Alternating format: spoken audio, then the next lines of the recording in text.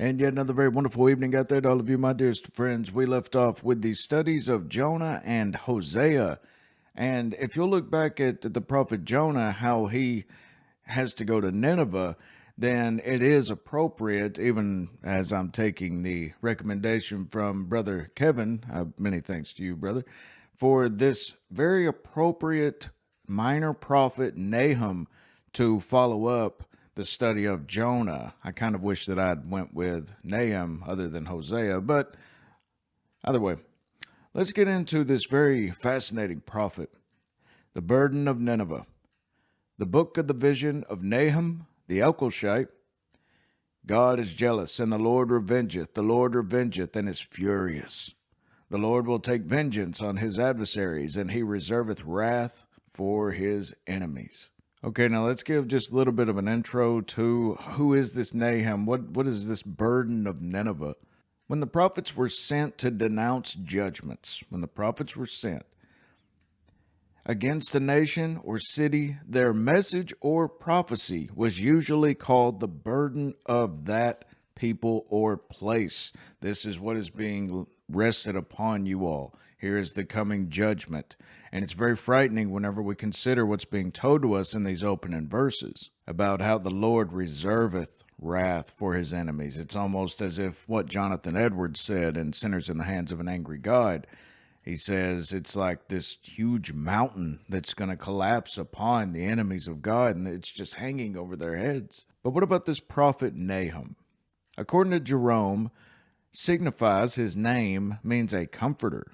For the 10 tribes being carried away by the king of Assyria, this vision was to comfort them in their captivity.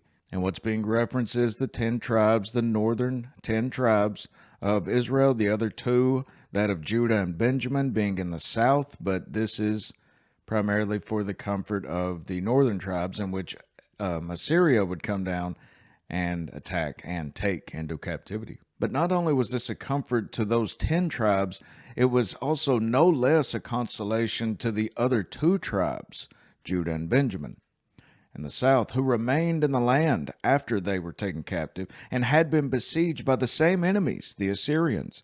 To hear that these conquerors, the Assyrians, would in time be conquered themselves, their city taken and their empire overthrown. And that is the message that Nahum is getting across, how this enemy of Israel will itself fall.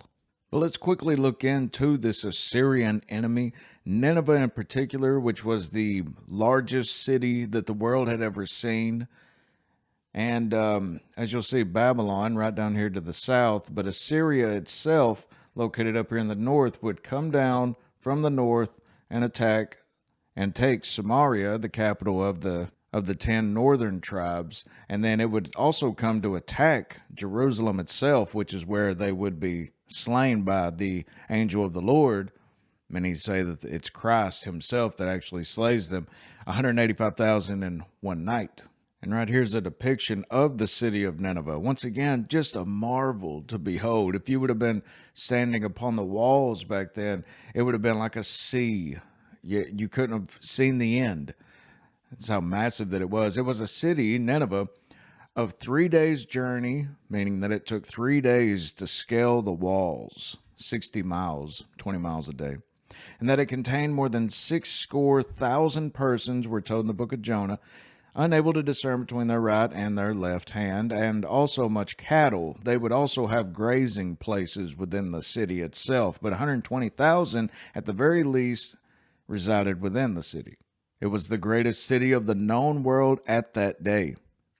It was then in its flourishing state greater than Babylon itself. Her walls 100 feet in height, and broad enough for 3 chariots to meet and safely pass by each other. It had 1,500 towers, 1,500 towers on its walls, and these towers 200 feet high. Now, according to ancient sources, it took 1,400,000 men employed continually for 8 years to build the city. Now, just a little bit more on the prophet Nahum. That way we'll have a solid foundation on the importance of these prophecies given. Nahum, the 7th of the 12 minor prophets was a native of Elkoshai, a little village of Galilee where Jesus primarily resided, whose ruins were still in being in time of Jerome, the ancient historian. However, there are some who think that Elkoshai is rather the name of his father and that the place of his birth was Bethabara or Bethabara beyond Jordan. Now, one last final comment before we get into the book by Bishop Loath. Not one of the minor prophets, he says, not one of them equals the sublimity, genius, and spirit of Nahum. Besides, his prophecy is a perfect poem. The exordium is exceedingly majestic. The apparatus for the destruction of Nineveh and the description of that catastrophe are painted in the most glowing colors and are admirably clear and powerful. Verse 3, the Lord is slow to anger and great in power, and will not at all acquit the wicked. The Lord hath his way in the whirlwind and in the storm, and the clouds are the dust of his feet. He rebuketh the sea, and maketh it dry, and drieth up all the rivers. Bashan languisheth, and Carmel, and the flower of Lebanon languisheth. Right here you'll find all of these just mentioned. Bashan, over the other side of the Jordan. Carmel, where Elijah and fire was brought down from heaven. And Lebanon, directly to the north of Israel. Bashan, Lebanon, and Carmel were the most splendidly wooded parts of the land and covered with the most luxuriant vegetation.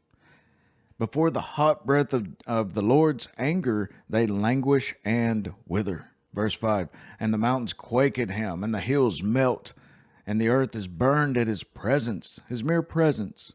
Yea, the world and all that dwell therein, who can stand before his indignation, and who can abide in the fierceness of his anger? His fury is poured out like fire, and the rocks are thrown down by him. The Lord is good, a stronghold in the day of trouble, and he knoweth them that trust in him. But with an overrunning flood he will make an utter end of the place thereof, and darkness shall pursue his enemies. Darkness pursues his enemies. And though this be beautiful poetic language, the primary root meaning of it is troubles and destructive calamities pursue them every turn. They think that they'll be prosperous in this place, and suddenly all that collapses. And not only that, it brings ruin. So they go to this other place, and suddenly that collapses and brings ruin. Then there's death and nothing but destruction everywhere. What do you imagine against the Lord?